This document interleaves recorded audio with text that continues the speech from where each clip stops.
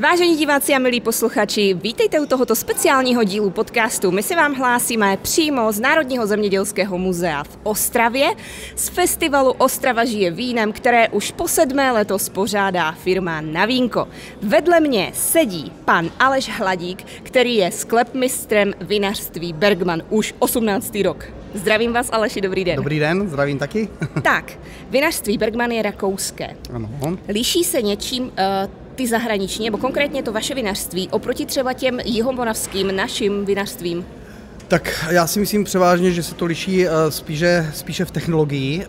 Naše vinařství vlastně ještě k tomu je biovinařství. To znamená, my pracujeme bioorganicky, to znamená, že nepoužíváme žádné chemické prostředky. Hodně ruční práce, hodně práce ve vinicích, což nás baví a věříme v to. Dbáme na vysokou kvalitu našich hroznů a v technologii prakticky se snažíme udělat ty nejlepší špičková vína, což si myslím, že se nám docela daří. Skvělý. Tak, my přejdeme rovnou k otázce na vaše nejlepší víno. Co je vaše vlajková loď? Naše vlajková loď. Z bílých odrůd bych vlastně doporučil, nebo řekl bych, že to bude asi zelený Veltlín, který je vlastně typický pro naši oblast a je ve velké množství pěstován v naší oblasti. Potom máme takovou odrůdu, kterou já osobně teda mám velice rád, to je Silvánské zelené. A je to taková raritní odrůda, která už v dnešní době je docela málo vidět, protože ji vlastně zastoupil ten zelený Veltlín. Jelikož to je taková nenáročná odrůda, velký hrozný, velký výnos. Silvánský zelený to byly vždycky malé hrozný, problematická odrůda s různýma chorobama. Ale o to je to vzácnější odrůda a o to je to právě něco zajímavého, vlastně, něco speciálního a já jsem rád, že ho máme a to je taková moje vlajková loď. Takže to silvánské si pořád držíte. Ano. Super, skvělý. A Rakousko je relativně velké, pojďme si jenom říct, do které části máme Bergmana radit, vy se nahoru dolů. Vinařství Bergman se nachází vlastně v Dolním Rakousku. A je to, abych to řekl přesně, aby si to člověk dokázal představit, je to kousek od Znojma, asi 15 kilometrů, hned Znojmo, hranice, Dolní Rakousko a je tam městečko Rec. Rec je krásné, malebné vinařské město, kde vlastně se nachází i naše vinařství. Máme tam i větrný mlýn, který vlastně je 280 let starý a do dnešní doby vlastně se na něm mele mouka. Vedle mlýnu máme vlastně Heuriger, naši restauraci, kde vlastně k našemu vínu se podávají naše pochutiny, to znamená chleba, který se vlastně tam peče přímo z toho mlýna.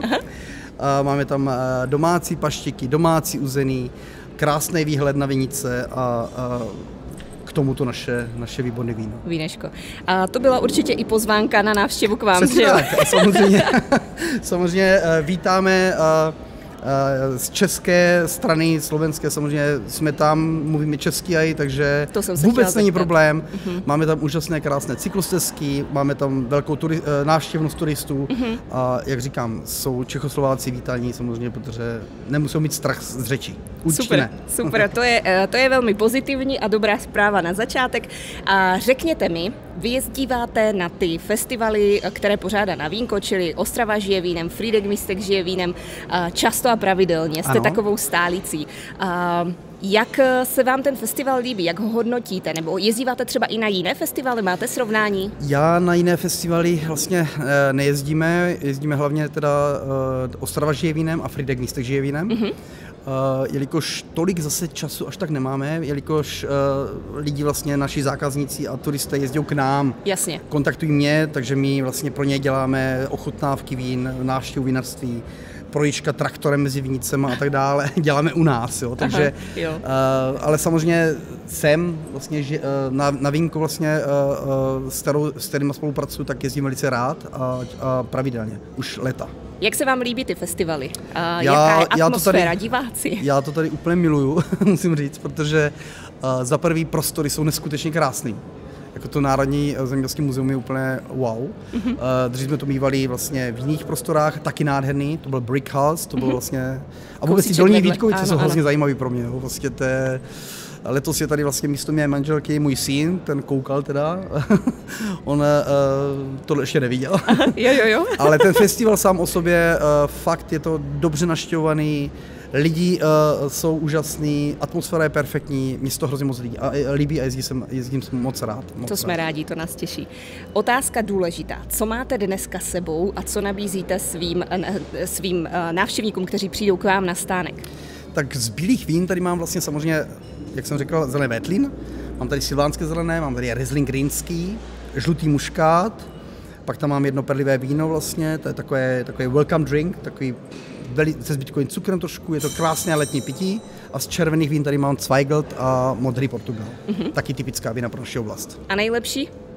Nejlepší z toho červeného bych řekl, že to bude ten Zweigelt a z těch bílejch, jak jsem řekl, to bude ten Silván. Takže to je lákadlo silvánské. Je něco, co vás v Ostravě vždycky překvapí, kromě té dolní oblasti, nebo to teď překvapilo asi syna, že jo? Tak co mě překvapilo tentokrát, tak to je samozřejmě, je tady hokej. Ano.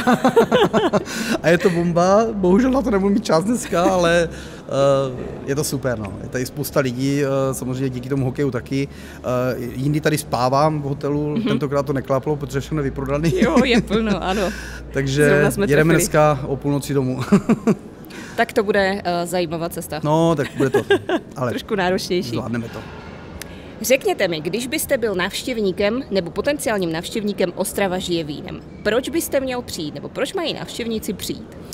Tak já si myslím, že to vlastně je pro ty lidi by mohlo být zajímavý, anebo proč by měli přijít kvůli tomu, aby získali více informací o pěstování vína, o odrůd vína, o různých druzích vína, aby se prostě naučili třeba tomu vínu víc rozumět. Jo? A tady ty informace určitě získají od různých vinařů, můžou se ptát, každý jim odpoví určitě velice rád.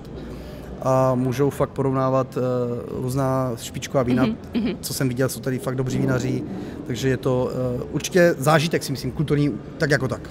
Rozhodně, a nejenom kulturní, ale i gastronomický. Přesně tak. Jo. Samozřejmě je tady, ano, přesně jak jste řekla, je tady i spousta zajímavých restauratérů, co tady vlastně mají výborná jídla. No, už se na to těším. Už jste něco ochutnal? Ještě ne. Ještě ne, takže vás to teprve čeká. A na co se nejčastěji návštěvníci ptají, když k vám přijdou na stánek a chtějí si něco dát? Je to tak, že řeší, chci sladké víno nebo kyselé víno? Oni většinou, co jsem zjistil, samozřejmě se najdou takový, že zkoušejí u mě dostat nějaké sladší vína, ale většinou už se vyznají a ví, že rakouská vína jsou suchá. Což je super to vědět, nebo když to vidím, že fakt víjou už tady tyhle ty věci. Jo. Ale na co se nejvíc ptají, no tak samozřejmě kde přesně se nacházíme, takže se jim snažím vysvětlit, kde to přesně je. S tím znojmem to je asi to nejjednodušší, to se dokáže nejlépe každý představit a prostě jaká je ta naše nejhlavnější odrůda, nejtypičtější a tak dále. To jsou taky ty nejhlavnější otázky. A jinak víceméně už se hodně naučili lidi za těch pár ročníků, co už tady vína dáváme. To je dobře slyšet, že už to není jenom o tom, chci víno bílé, červené, sladké, kyselé. Ano, ne, to určitě už ne, už dávno ne. Tak, ještě mi řekněte, co tady máme za láhev? Tak tady mám teďkom Weinviertel DAC, to je vlastně ten zelený Veltlín, o kterém jsem mluvil. Je to označení Weinviertel DAC, DAC znamená, to je označení něco jak v Česku VOC. DAC znamená v latině Districtus Austria Controllatus, to znamená pod přísnou kontrolou. To znamená Veltlín, ať je to od nás nebo od jiného vinaře, a má tohleto označení, by měl být vlastně prakticky skoro stejný. Měl by mít tu stejnou linii a to je to typické pro naši oblast prostě. Jo. Tak, to byla na závěr úplně poučná tečka.